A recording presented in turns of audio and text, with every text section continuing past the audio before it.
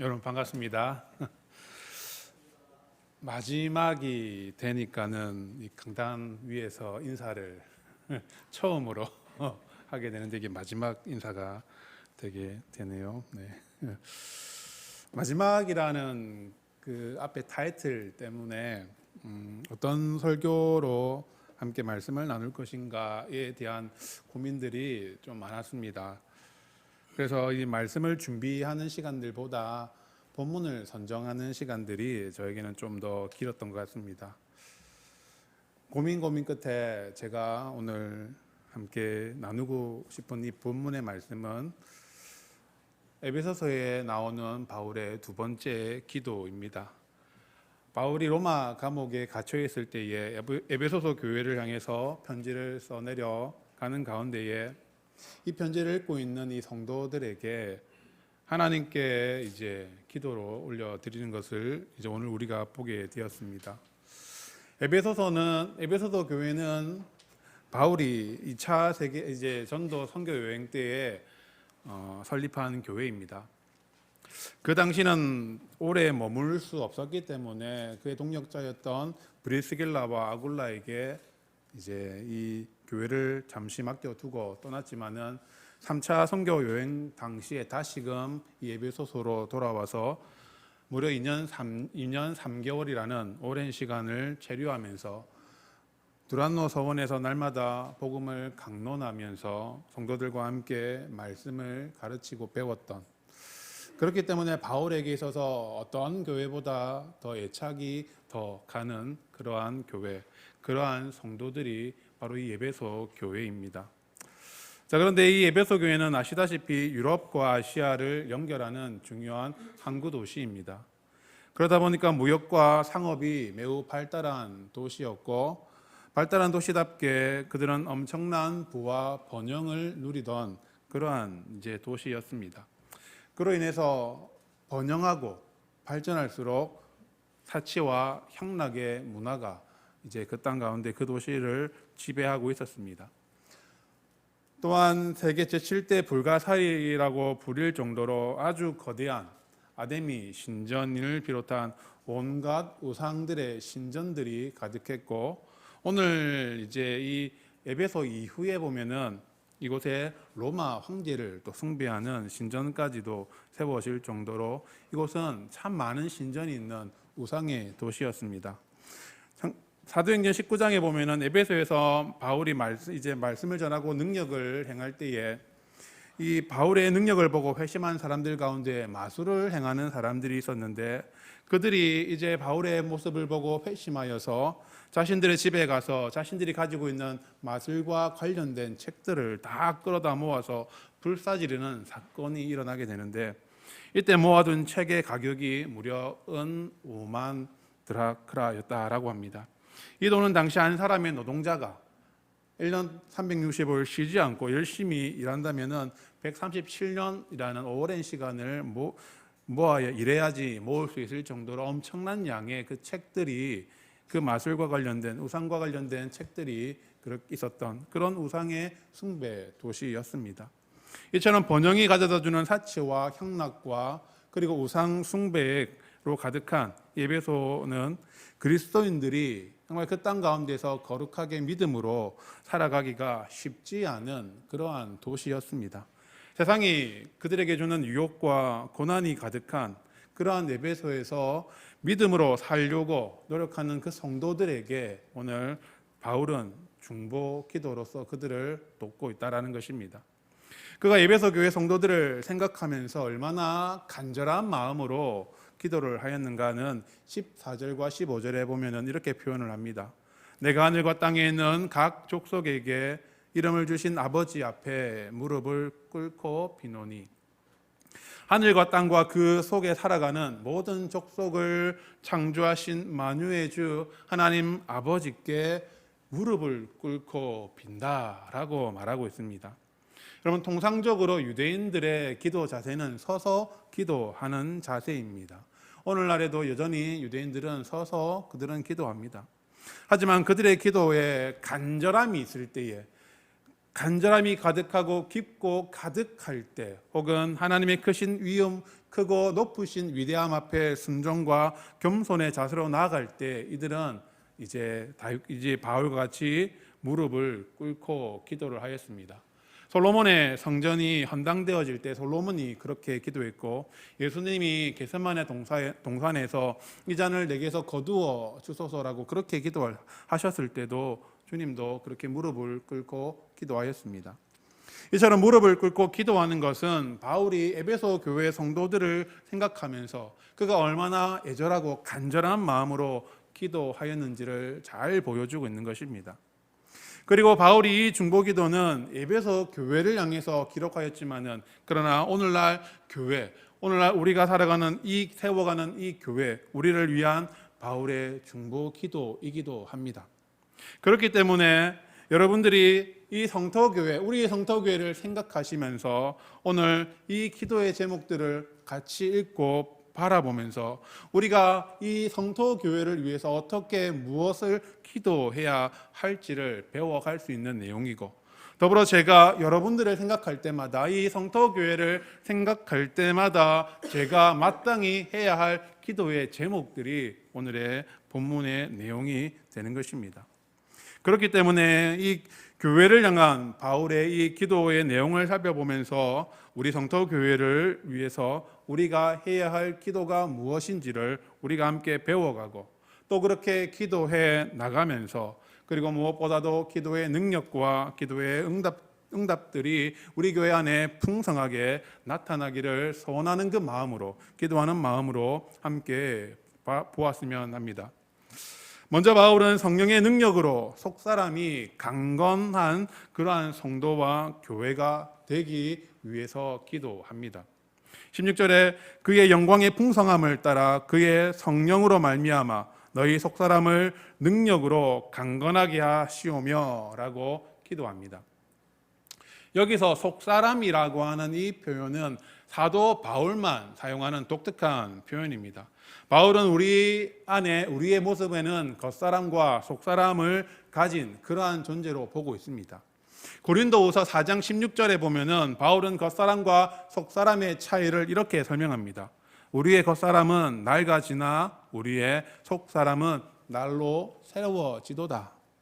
겉사람은 육신의 지배를 받고 있는 육체입니다. 그렇기 때문에 날로 쇠약해져 가는 것을 볼 수 있습니다. 아무리 건강에 자신 있는 사람이라 할지라도 매일매일 지날수록 날로 쇠약해져 가는 것입니다. 병들어가기도 하고요, 또 때로는 사고를 당하기도 할 수 있을 것입니다. 그리고 무엇보다도 이 겉사람은 죄의 지배를 받고 있는, 죄의 그 죄악의 그 흔적들이 가득 찬 그러한 육체라는 것이지요. 반면에 속사람은 성령의 내주함을 입은 영혼입니다. 성령께서 우리 안에 내주하셔서 우리를 지배하고 우리를 다스리시고 계시기 때문에 우리의 속사람은 날로 새로워지는 것입니다. 그래서 노인들도 꿈을 꾸는 그러한 소망을 갖게 되는 것입니다. 우리에게는 이 두 가지 겉사람과 속사람을 동시에 다 가지고 있습니다. 자, 그렇다면 우리 삶에서 과연 어느 면이 우리에게 더욱더 중요하겠습니까? 당연히 우리는 이 질문에 쉽게 답을 할 수가 있습니다. 답을 잘 압니다. 그러나 우리가 말하는 답과 달리 사실 우리는 늘 겉사람에 대해서 더 관심을 가지는 것이 우리의 연약한 모습이 아니겠습니까? 가만히 보면 우리는 늘 겉사람을 꾸미고 겉사람의 그 만족을 위해서 우리가 열심히 살아가는 것을 보게 되는 것입니다.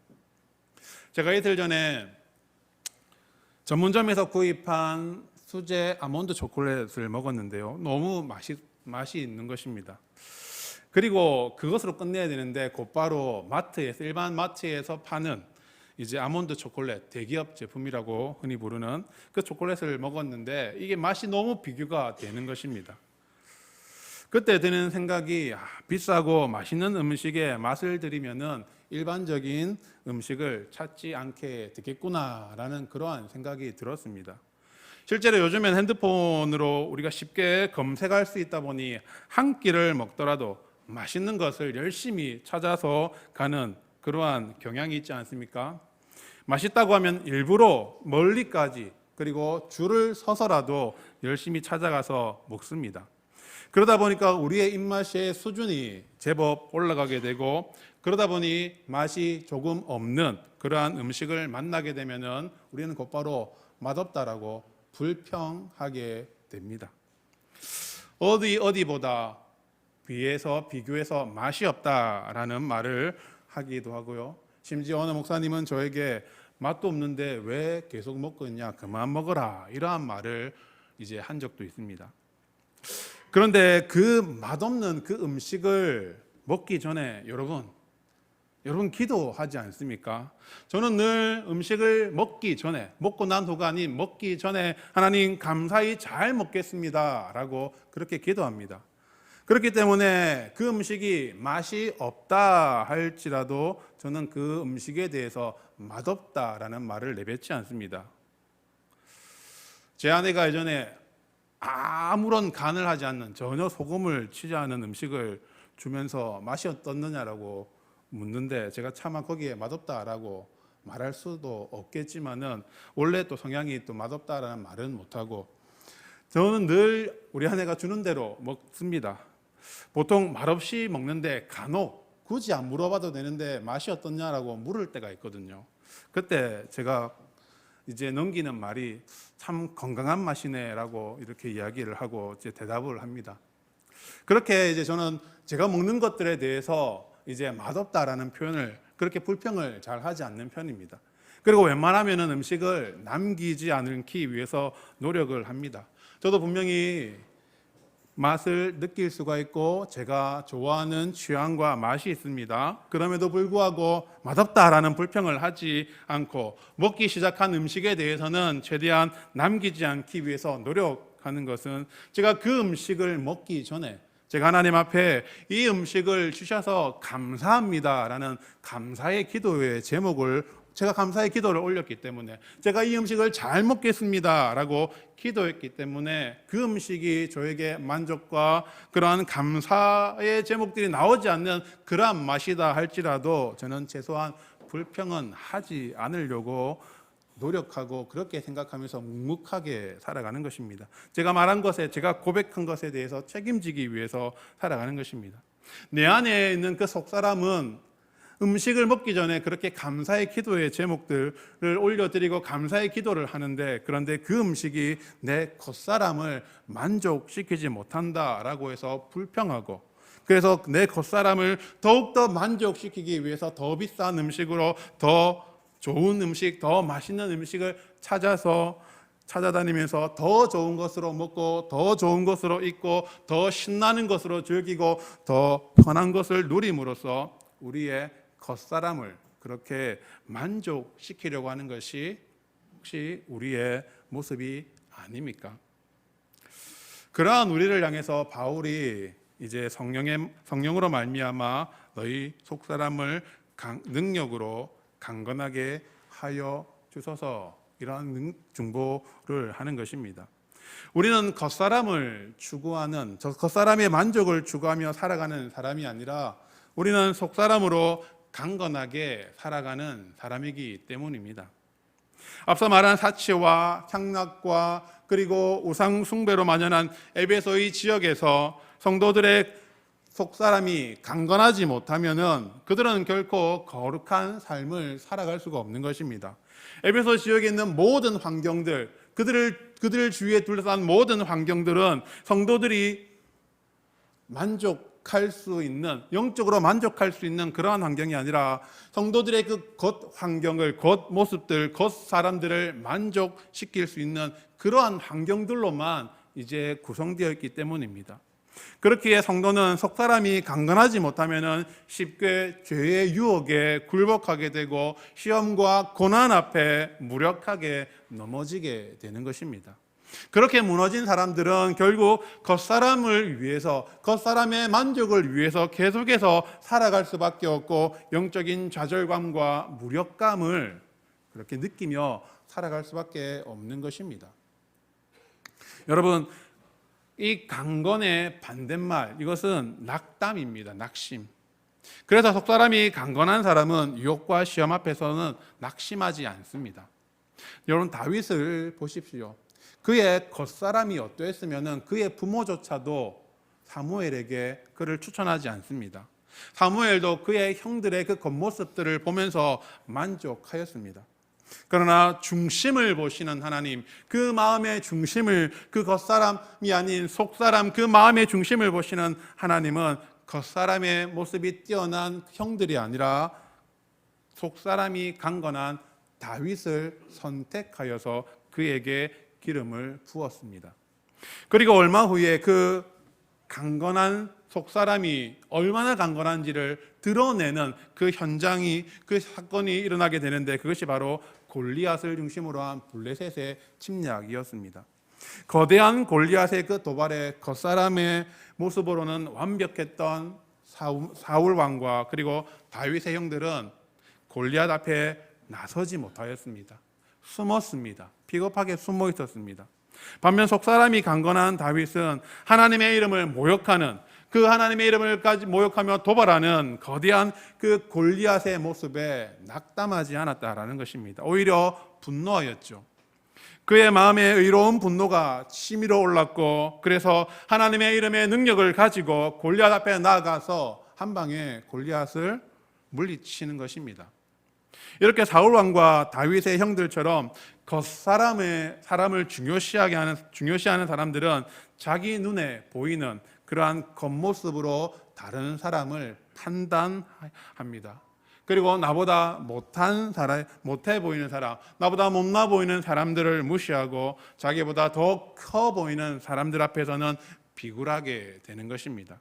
자신이 가지지 못한 것들, 자신에게 부족한 것들, 만족하지 못하는 것들에 대해서 늘 불평하고 낙심하고 낙담하는 것입니다.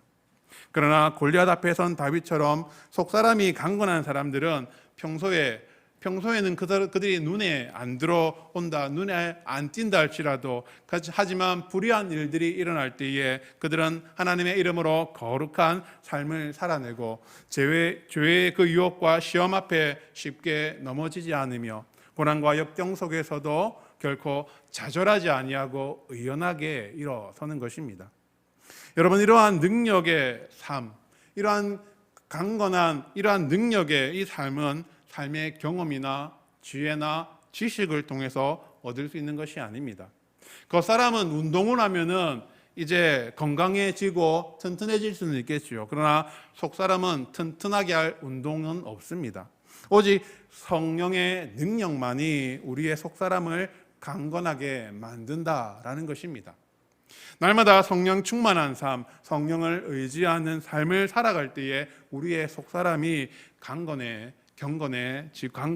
나가는 것입니다. 그러니 사도 바울이 에베소서 교회 성도들의 마음, 곧 그들의 속사람을 성령의 능력으로 강건하게 해달라고 그렇게 하나님께 간구를 하고 있는 것입니다. 저도 여러분들을 생각할 때마다 성령의 능력으로 여러분들의 속사람이 강건해지기를 기도하겠습니다. 여러분들도 자신을 위해서, 그리고 옆에 앉아있는 성도들과 그리고 성도교회가 성령의 능력으로 강건해지기를 그렇게 기도해 나가시기를 바랍니다. 그래서 모든 고난과 역경 앞에서 좌절하는 것이 아니라 견디고 오래 참고 또 죄의 유혹과 시험에 쉽게 넘어가지 않으며 박해와 고난 가운데서도 믿음을 굳게 지켜나가는 그러한 여러분들이 되기를 바랍니다. 두 번째로 바울은 그리스도께서 다스리시는 그러한 성도와 교회가 되기를 위해서 기도합니다.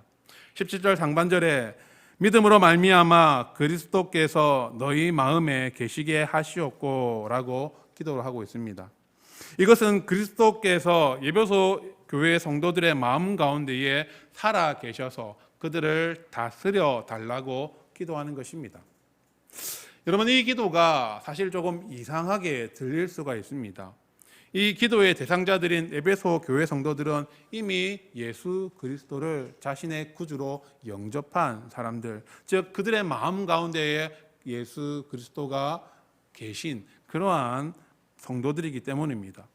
1장 1절에서도 바울이 이 편지를 쓰는 대상을 에베소에 있는 성도들과 그리스도 예수 안에 있는 신실한 자들이라고 그렇게 분명하게 명시하고 있습니다.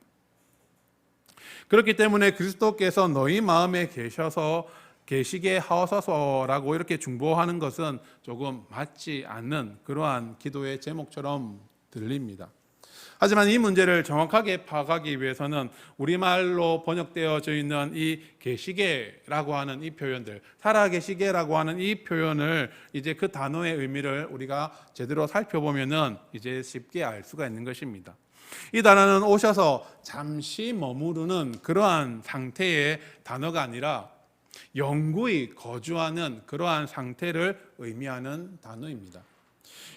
우리가 예수님을 영접하면은 우리 마음 가운데 예수님이 오십니다. 주님께서 우리 마음을 거처로 삼으시고 이제 우리 삶의 중심에 계시면서 우리를 다스려 주십니다.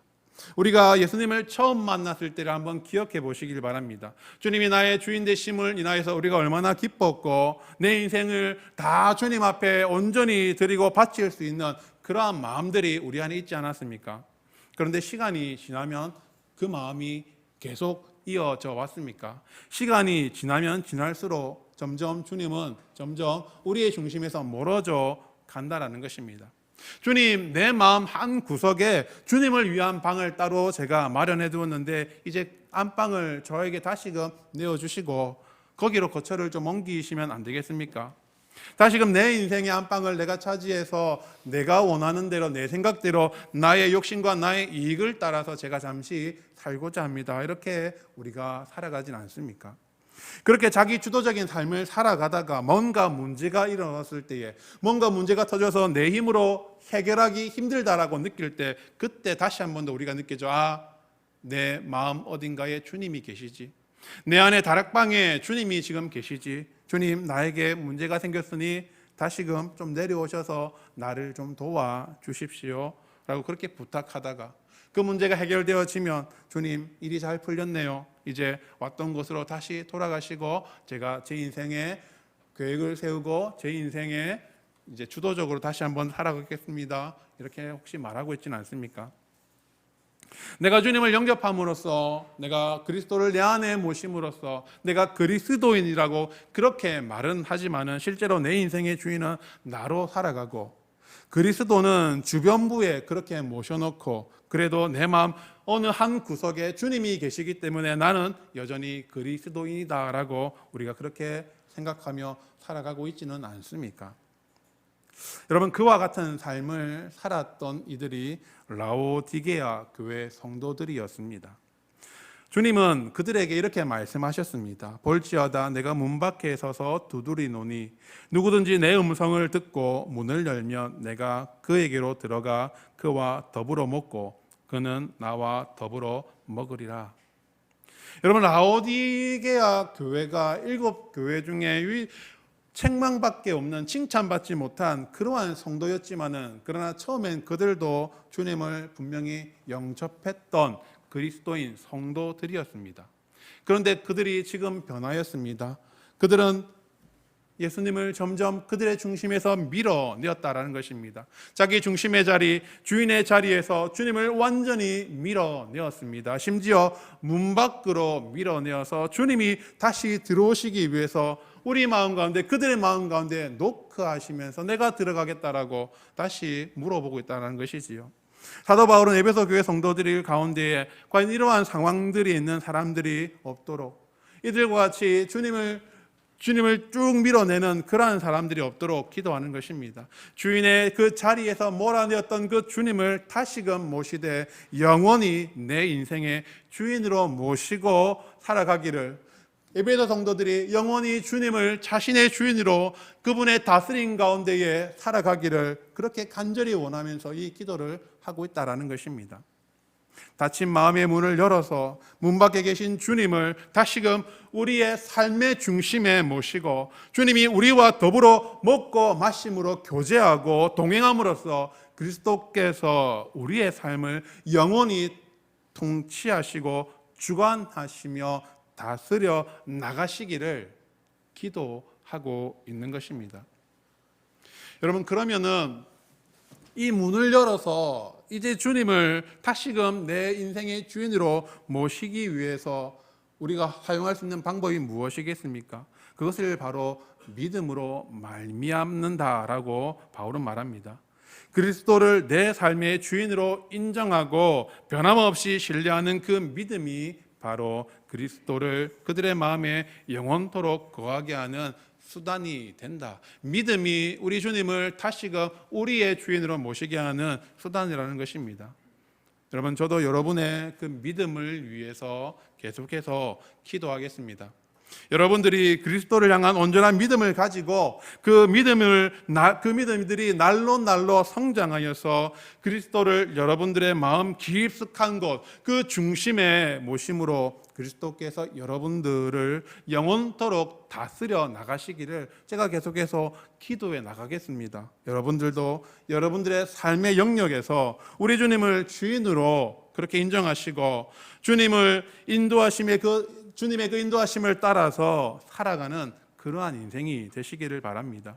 주님과의 그 친밀한 그 교제가 끊임없이 이어지고 유지되면서 그리스도의 그 통치하신 가운데에, 그리스도의 인도하심과 그 다스림 가운데에 여러분들이 살아가시기를 바랍니다. 그래서 성토교회가, 여러분이 성도님들이 주님 오시는 그날까지 주의 그 다스림 속에서 날로 헛된 길, 잘못된 길 가지 아니하고 날마다 그 믿음이 성장함으로 주를 맞이할 수 있는 그러한 성도와 교회가 되기를 바랍니다. 세 번째로 이제 바울은 그리스도의 사랑을 아는 성도가, 교회가 되기를 이제 기도합니다. 18절과 19절을 제가 읽어보겠습니다. 능히 모든 성도와 함께 지식에 넘치는 그리스도의 사랑을 알고 그 너비와 길이와 높이와 깊이가 어떠함을 깨달아 하나님의 모든 충만하신 것으로 너희에게 충만하기를 구하노라. 바울은 에베소 교회 성도들이 예수 그리스도의 사랑을 알되 깨닫기를 원하였습니다. 여러분, 우리가 무언가를 깨닫는 방법은 다양하게 있습니다. 남이 가르쳐줘서, 교사가, 선생이 우리에게 알려주어서 우리가 그것을 듣고 깨닫는 방법이 있을 수도 있고, 그리고 스스로 독학해서 열심히 책을 찾아 읽어서 깨닫는 경우도 있을 것이고, 또 혹은 혼자 고민 끝에, 생각 끝에 이제 깨달음을 얻는 그러한 경우도 있을 것입니다. 그런데 여기서 사용된 이 깨닫는다라고 하는 것은 그렇게 남이 가르쳐줘서 내가 독학해서 그렇게 이제 깨닫는 그러한 의미의 깨달음이 아닙니다. 이 단어는 객관적으로 지식을 전수받아서 습득하는 그러한 깨달음이 아니라 주관적인 체험을 통해서 깨달음을 얻을 때에 사용하는 그러한 의미의 단어인 것입니다. 그러니까 하나님의 사랑에 대해서, 하나님의 그 사랑에 대해서 우리가 듣고 배우고 그렇게 읽는 것을 통해서 우리가 이해하고 깨닫는 그러한 것이 아니라 직접 그리스도의 사랑을 체험하고 경험하고 함으로써 이해하고 체득해서 얻는 그러한 깨달음을 얻기를 바울이 기도하고 있는 것입니다. 여러분, 초대교회 당시, 이 당시에 이 초대교회 안에 침투해오던 이단 세력 가운데에 영지주의자들이 있었습니다. 이들은 지식으로 하나님에 대한 모든 것들을 다 알 수 있고 그들이 지식을 통해서 하나님에 대해서 설명할 수 있다, 그렇게 생각을 했습니다. 하지만 여러분, 하나님을 어떻게 우리의 지식으로 우리가 설명을 할 수 있겠습니까? 하나님의 그 사랑을 우리가 어떻게 인간의 언어로 표현할 수 있고 어떻게 하나님의 그 사랑을 인간의 언어로 우리가 말할 수 있겠습니까? 하나님의 사랑은 결코 인간의 그 지식 안에서 이해할 수가 없고 표현할 수가 없고 말할 수가 없는 것입니다. 하나님의 사랑은 인간의 그 지식을 초월합니다. 하나님의 사랑은 너무나 크고 위대하기 때문에 아무도 그것을 완전하게 이해할 수 있는 사람이 이 땅 가운데 아무도 없다라는 것입니다. 그렇게 하나님의 사랑을 체험적으로 알지 못하는 인생이 하나님의 그 크신 사랑을 더더욱더 알 수가 없는 것입니다. 여러분, 설교 말씀을 우리가 열심히 듣고 우리가 이 성경 말씀에 기록되어진 것들을 열심히 읽음으로써 우리는 분명히 하나님은 사랑이심을 우리는 알 수가 있는 것은 사실입니다. 하나님께서 우리를 죄에서 구하시기 위해서 예수 그리스도를 보내주시고 그분이 나의 죄를 대신해서 십자가에 돌아가시고 그리고 그 크신 그 사랑을 우리 안에 온전히 전가하심으로 우리를 구원하신 그 크신 사랑, 희생을 우리가 이 성경 말씀을 통해서 충분히 알 수 있고 충분히 우리가 배워갈 수는 있습니다. 그러나 하지만 여기에는 분명한 한계가 있다라는 것입니다. 여러분, 그것을 설명하는 인간의 언어의 체계가 제한적이기 때문입니다. 여러분, 그것을 이해할 수 있는 인간의 그 지식의 폭이 너무나 협소하고 좁기 때문에 우리가 우리의 그 언어 안에서 우리가 이 사랑을 표현하고 우리의 생각과 지식 안에서만 이 하나님의 사랑을 우리가 생각하고 표현할 수밖에 없는 것입니다. 그렇지만 하나님, 우리 그리스도의 그 사랑을 우리가 인간의 지식으로 배우는 것이 아니라 우리가 정말 인격적인 그 만남을 통해서 체험하고 깨닫게 되면은 우리가 이 말할 수 없는 이 텍스트가 아닌 텍스트보다 더 크고 훨씬 높은 차원의 은혜를 우리는 경험하게 됩니다. 물론 그 경험한 것들을 지식적인 그러한 말로 표현하게 되면은 그것 또한 한계가 있겠지요. 그러나 우리는 표현할 수는 없지만은 그러나 표현할 수 없는 그 영역을 넘어서서 초월한 하나님의 사랑을 우리가 말할 수 없는 것들을 충분히 느끼고 깨달으면서 우리의 삶이 변화되어진다라는 것입니다. 그거 위대하신 하나님의 그 사랑과 그분의 너비와 길이와 높이와 깊이가 얼마나 무한하신지를 우리는 이 텍스트를 통해서 아는 것보다 직접 하나님을 만날 때, 예수 그리스도를 만날 때 더 크게, 더 깊게, 더 넓게, 더 높게 우리가 알 수가 있다라는 것이지요. 여러분, 바울이 그것을 먼저 경험하지 않았습니까? 바울이 만약 그리스도의 사랑에 대해서 지식적인 깨달음, 이 텍스트를 통해서 지식적인 깨달음을 얻었다라고 한다면 우리는 결코 바울을 알지 못했을 것입니다. 바울이 바울 되지 못하였을 것입니다. 그의 깨달음은 지식을 넘어선 체험에 기반한 깨달음이었습니다.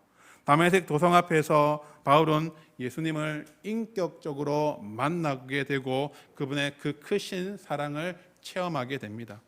바울은 결국 그리스도의 사랑을 받을 만한 자격이 전혀 없는 그러한 사람이었지만은 그런 그에게 그리스도께서 먼저 다가가 주셔서 그를 만나 주셨습니다. 그는 죄인 중에 괴수라고 할 정도로 결코 용서받을 수 없는 그러한 자임에도 불구하고 주님이 먼저 그에게 손을 내밀어 그를 용서하셨습니다. 그리스도인들을 박해하던 그가, 그리스도인들을 죽이던 그가, 그에게 주님이 먼저 찾아가서 내가 너를 사랑한다라고 그 박해하던 그 바울에게 주님이 먼저 그렇게 말씀해 주셨다라는 것입니다. 이렇게 그리스도의 사랑에 대한 인격적인 그러한 체험이 있으니까 바울이 자신의 그 모든 것들을 다 내려놓고 주를 위하여 헌신하며 살아갈 수 있는 것 아니겠습니까? 우리가 알고 있는 그 사도 바울의 삶이 바로 이 인격적인 만남을 통해서 그리스도의 그 사랑을 깨달았기 때문에 그렇게 살아낼 수가 있었던 것입니다. 여러분, 바울이 이러한 변화를 경험하게 하는 그 힘은 그리스도의 그 사랑을 체험하는 것이었습니다. 그가 노력하고 그가 수고한 것이 하나도 없습니다. 위대한 설교자의 설교를 통해서 그가 깨닫는 것도 아니고 성경과 철학과 학문을 통해서 그가 변화되어진 것이 아니라 그리스도의 그 사랑을 경험하고 그 사랑 가운데 뿌리가 박히고 터가 굳어지니까는 그의 삶이 하나님 앞에서 열정적인 충성과 많은 열매 맺는 그러한 삶을 살아가게 되는 것입니다. 여러분, 성도교회가 그리스도의 사랑을 아는 그러한 교회가 되기를 제가 기도하겠습니다. 들어서가 아니라 지식적인 그러한 사랑이 아니라 깊은 만남, 우리 주님과의 깊은 만남과 교제와 그리고 그 체험 속에서 그리스도의 사랑을 온전히 발견하고 체험함으로써 놀랍고도 위대한 우리 주 예수 그리스도의 그 무한하신 사랑을 온전히 누려가는 그러한 여러분이 되기를 저 또한 계속해서 기도하겠습니다. 여러분들도 지식을 초월하는 그리스도의 그 사랑을 알고 경험하기를 사모하면서 기도해 나가시기를 바랍니다. 아직까지 늦지 않았습니다. 주님을 만나는 사람만이 우리 주님의 그 크신 사랑을 온전히 알 수 있는 것입니다. 온전히 알 때 그때 하나님의 그 모든 충만한 것, 여러분 충만하다라고 하는 이것은 부족함이 없는 것 아니겠습니까? 20절에 우리 가운데 역사하시는 능력대로 우리가 구하거나 생각하는 모든 것에 더 넘치도록 능히 하실 그분께서 우리에게 모든 충만한 것으로 충만하게 채워주신다라고 오늘 기도하고 또 그 기도의 제목들을 가지고 확신하고 있는 것을 볼 때 우리 성토교회 성도님들 여러분들이 그렇게 그리스도의 그 사랑 가운데에 충만해짐으로 우리 하나님 앞에 온전히 서는 교회와 성도 되기를 기도드립니다.